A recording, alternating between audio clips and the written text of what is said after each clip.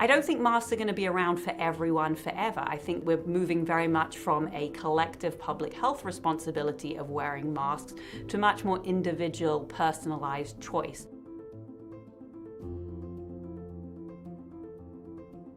So as we think about all the mitigation strategies we've had against COVID-19, I like to think of it as the Swiss cheese model. One piece of Swiss cheese on its own has got a lot of holes in it, so things can pass through. But if you start layering up a stack of these pieces of Swiss cheese, you start to have actually a pretty solid piece where not a lot of things can go through.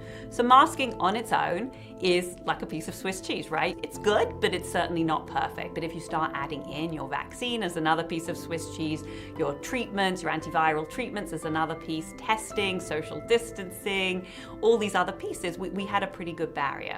What's happened now with widespread vaccination and boosting is that on its own is a pretty solid piece of Swiss cheese without many holes. So we're able to start to pull out some of these other mitigation strategies that we've used, such as masking, as being less required. Also, we're seeing less transmission in general with less circulating virus, which is why we're able to ease back.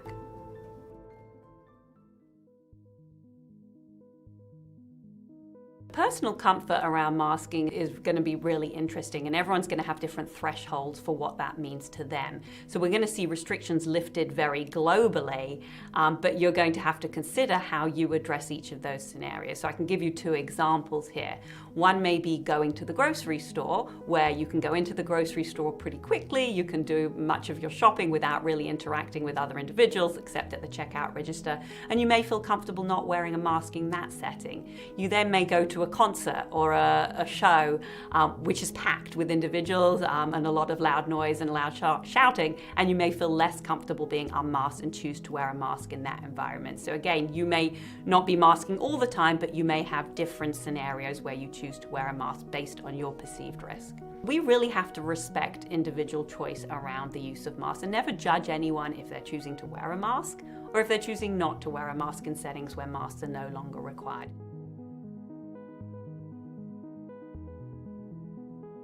One-way masking is a phrase we're hearing more and more about. We've been living in this environment where everyone's masked, so that's two-way masking, but we're going to move into this environment where it may be that one individual is wearing a mask and one individual is not. That's known as one-way masking, and is that actually helpful?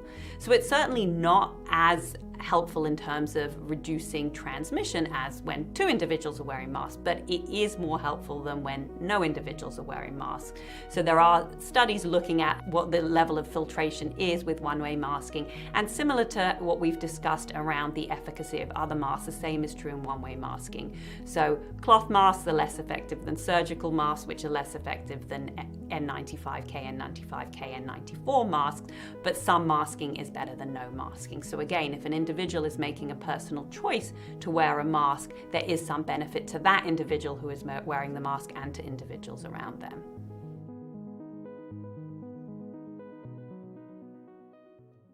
I think we're going to continue to see some requirements for mask wearing in certain environments, certainly in any healthcare settings or nursing homes where risk of transmission is higher or where there may be more individuals with COVID-19, you're still going to see masks being used.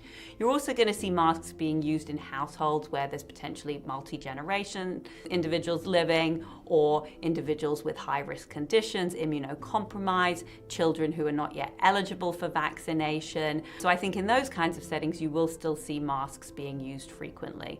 I also think we're going to see masks coming in and out depending on the trajectory of the pandemic. For example, if we get a new variant coming along where the vaccine is not as effective, we may see masks making a resurgence again.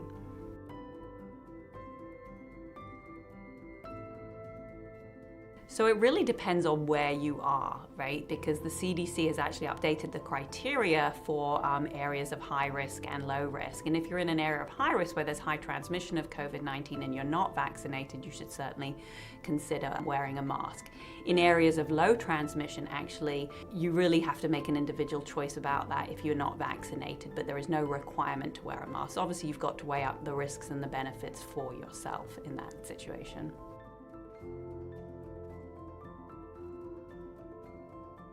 So I think we've actually seen over the last couple of years that transmission of all respiratory viruses has gone down because of our use of masks. So if we have a bad flu season, for example, wearing masks will actually prevent transmission. So this will fall into that personal choice around wearing masks, which may reduce risk of transmission of other circulating respiratory viruses.